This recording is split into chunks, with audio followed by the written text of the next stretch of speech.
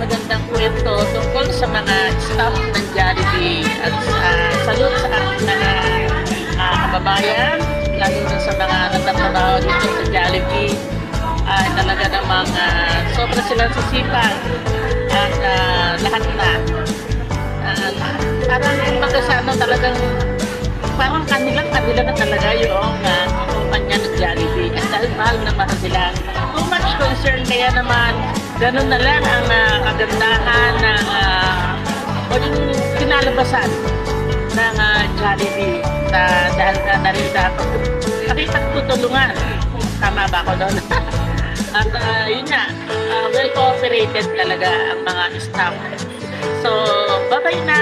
See you on my next vlog.